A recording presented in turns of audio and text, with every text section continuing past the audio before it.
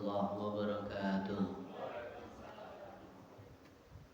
Innal hamdalillah nahmaduhu wa nastaghfiruh wa na'udzu billahi min shururi anfusina wa min sayyiati a'malina.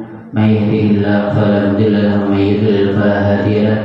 Asyhadu an la ilaha illallah wa asyhadu anna Muhammadan abduhu wa rasuluhu la nabiyya wa la rasula ba'dahu. Qala Allah ta'ala fi kitabihil karim, a'udzu billahi minasyaitonir rajim. Ya ayyuhalladzina amanu taqullaha haqqa tuqatih wa la tamutunna illa wa antum muslimun. Allahumma rahmna bil Qur'an amma ba'du. Hadirin Bapak Ibu jamaah majelis taklim yang dirahmati oleh Allah, adalah dalam kesempatan ini kita tingkatkan iman dan takwa kita kepada Allah Subhanahu wa taala. Salawat serta salam kita aturkan kepada Nabi kita Muhammad sallallahu alaihi wasallam. Hadirin yang dirahmati oleh Allah, kemarin dosa besar hakim yang jahat. Untuk kali ini kita masuk di dosa besar selanjutnya, nomor 32, menerima suap.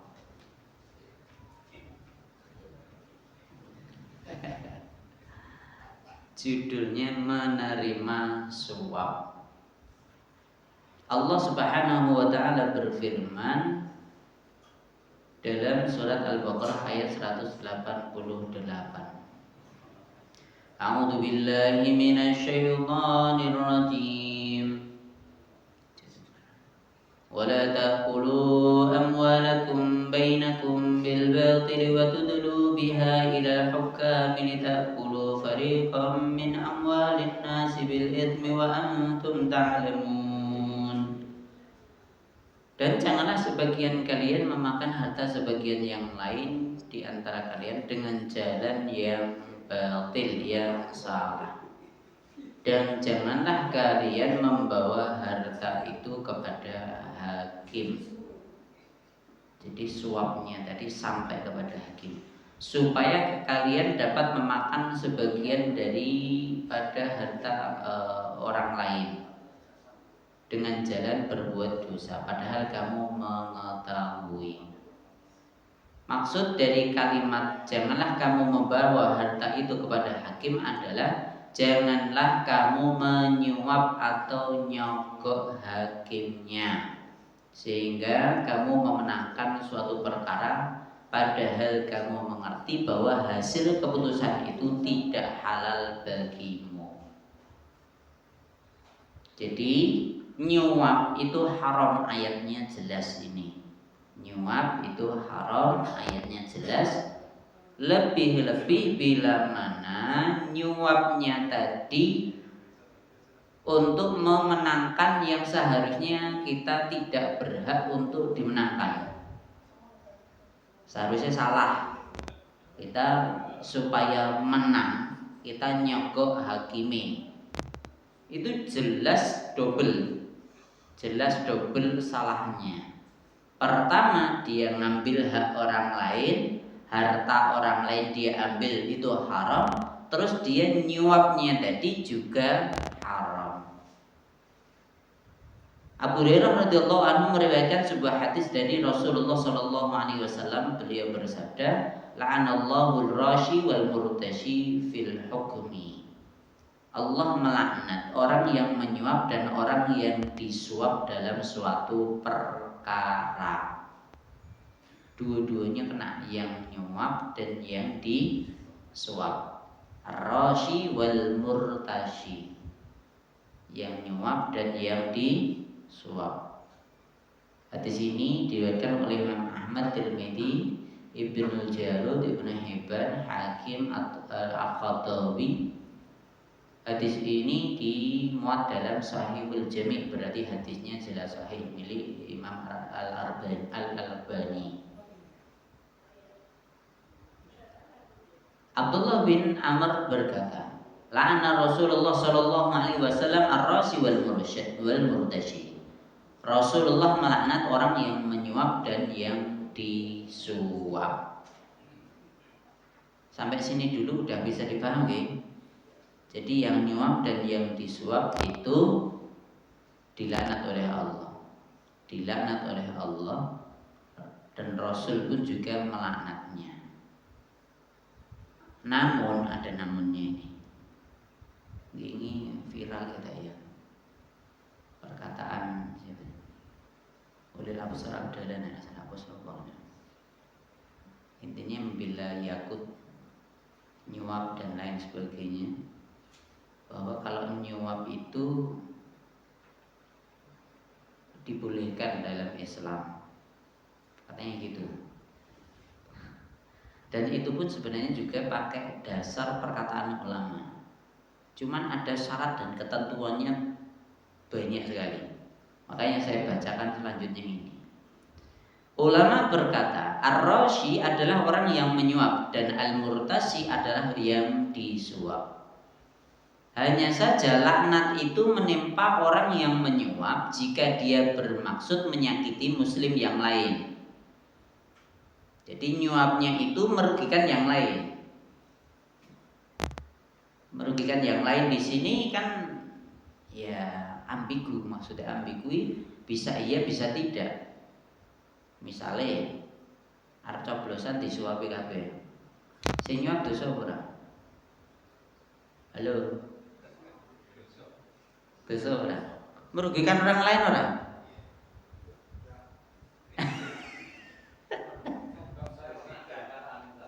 Gimana? Monggo. Ya.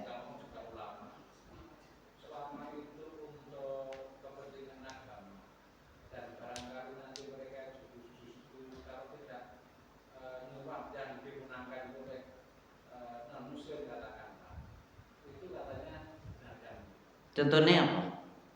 Contohnya begini, Pilkades atau Pilgub lah umpamanya. Calonnya itu yang satu muslim, yang satu non muslim. Yeah. Kemudian kalau yang muslim tadi ini tidak membagi-bagikan uang, mungkin akan karena si calon non muslim juga bagi-bagikan uang, mungkin akan dimenangkan yang non muslim. Kok ini kata ulama, kalau itu demi kepentingan umat muslim itu diperkenankan. Ini untuk ulasannya. Misalnya omongan itu benar. Misalnya omongan itu benar. Yang nyuap setelah itu ketika jadi pemimpin apakah jaluk ganti rugi?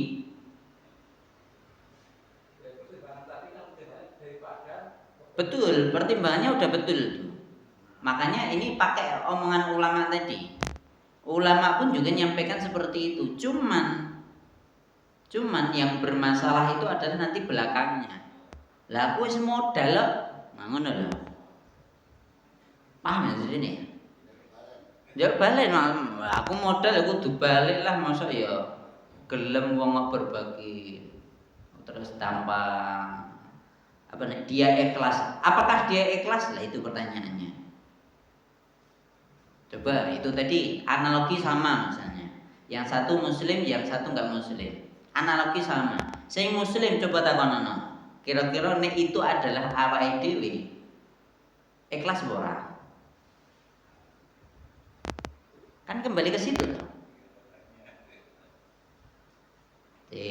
Paham belum? Pertanyaan saya bisa dipahami enggak? Ikhlas enggak itu ketika kita bagi duit itu tadi? Ikhlas karena Allah atau enggak?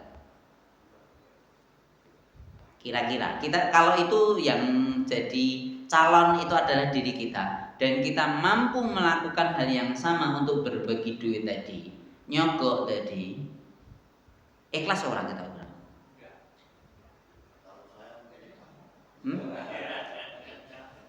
RT tok cilik. RT cilik wong pira 40 paling.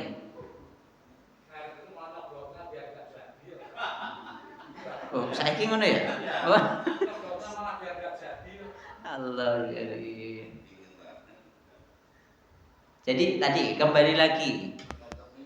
Nah, makanya semua itu tergantung niat kan gitu. Itu bisa jadi dibenarkan, tapi Ustadz tadi kan nggak nyampaikan seperti yang saya tanyakan tadi. Kira-kira siji muslim siji enggak muslim.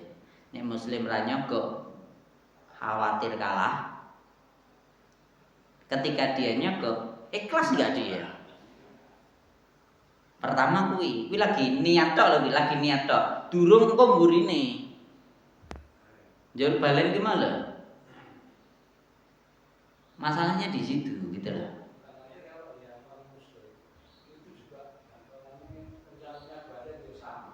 Sama. Lah iya, berarti padha-padha eleke to akhire.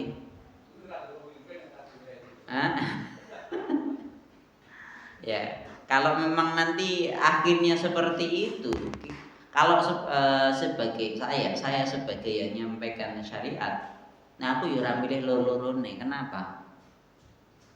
Kenapa kok gitu? Ya lorone salah. Mbak aku memilih sing benar sekalipun, aku tetap kalah. Ngopo kok kalah? Ya ini udah saya kasih analogi. Persentase kita kan tinggal di Indonesia. Tinggal di Indonesia yang digunakan undang-undang yang digunakan itu pakainya pakai demokrasi. Pakainya demokrasi. Demokrasi itu sing menang sing oke kan ngono.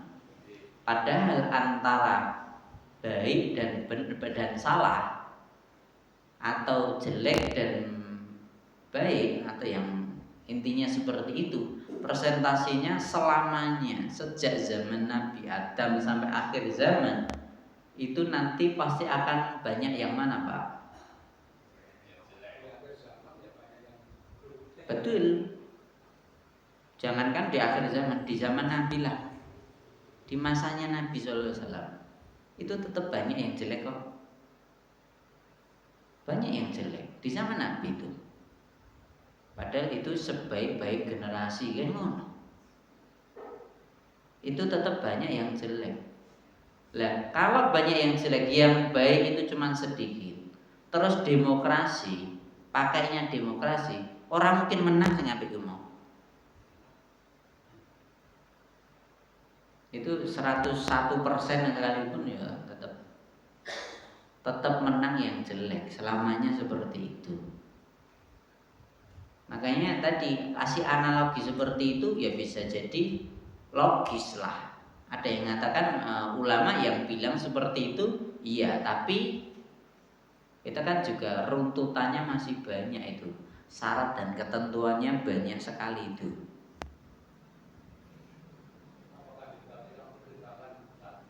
Gimana?